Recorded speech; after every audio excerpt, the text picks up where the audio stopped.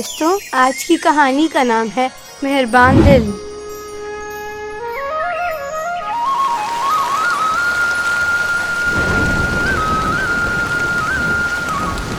भोलू, जुगजुग और जग्गू भोलू के घर में बैठे होते हैं और बारिश के रुकने का इंतजार कर रहे होते हैं। भोलू, यार, ये बारिश कब रुकेगी? 4 दिनों से मुसलसल बारिश हो रही है। जग्गू, मुझे तो दूसरे परिंदों की फिक्र हो रही है। पता नहीं उनके पास खाने को भी कुछ है कि नहीं। बारिश रुके तो सबका हाल हवाल लेंगे।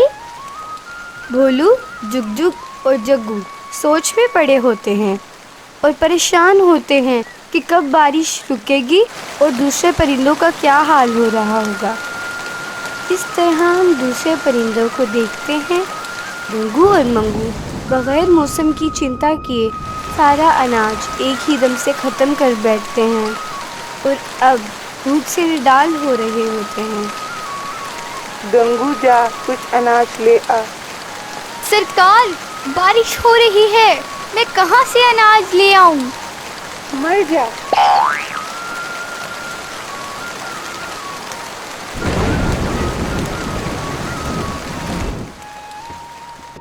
दूसरी तरफ मुंशी भागता हुआ सरपंच के पास आता है। सरपंच साहब, आपके बेटे पिंकू की हालत खराब लग रही है। मुंशी साहब, मुझे पता है, पर बारिश नहीं रुक रही, नहीं तो मैं उसको इलाज के लिए ले जाता। सरपंच साहब, अब क्या करें? अब अल्लाह ही मदद करेगा। मुझे तो एक और चीज़ की फिक्र हो रही है। खैर हो सरकार, किस चीज़ की फिक्र? दूसरे परिंदे किस हाल में होंगे और उनके पास कुछ खाने के लिए भी होगा कि नहीं। सरकार, जैसे ही बादल आए मैंने आपके हुक्म के मुताबिक अनाज तमाम परिंदों में बांट दिया था। फिर भी मुंशी, अनाज कम भी पड़ सकता है।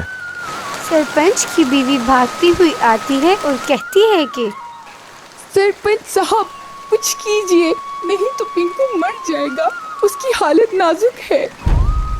इधर बारिश हो रही है, मैं बाहर दवाई लेने कैसे जाऊं?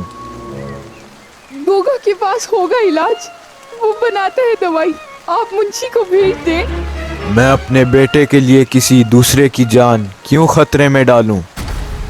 तो फिर मैं जाती हूँ, मेरे बच्चे की हालत ठीक नहीं है, तुम्हें डर लग रहा है। चलो मैं जाता हूँ, तुम पिंकू को देखो।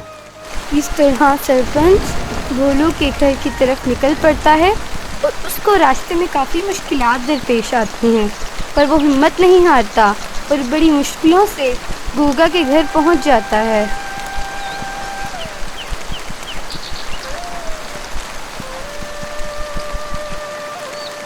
गोगे, अरे ओ गोगे, जल्दी से बाहर आओ।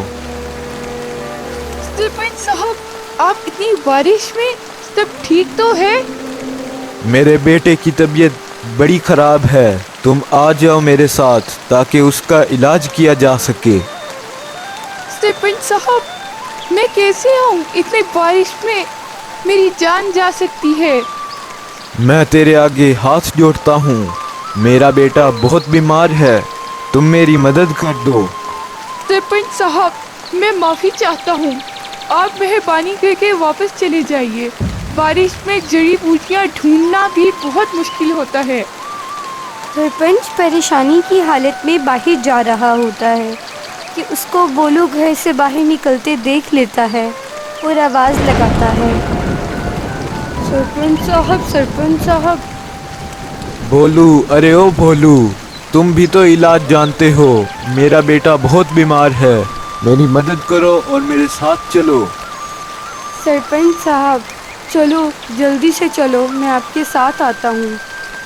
मैं और जग्गू भी तुम्हारे साथ चलते हैं, हम मिलकर पिंकू का इलाज करेंगे।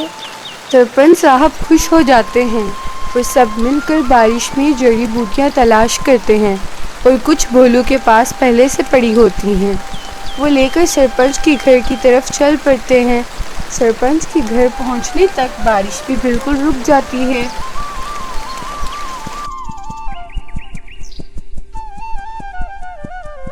ओ जी सुनती हो, हम पिंकू का इलाज ले आए हैं, जल्दी से पिंकू को ले आओ। इस तरह वो पिंकू की दवाई खिलाते हैं और पिंकू ठीक हो जाता है और इधर बारिश भी रुक जाती है और मौसम साफ हो जाता है। भोलू, जुग जुग और जग्गू, आप तीनों का शुक्रिया। एक दफा फिर आपने मेरी मदद करके ये साबित कर दिया है कि तुम लोग मेहरबान दिल के मालिक हो।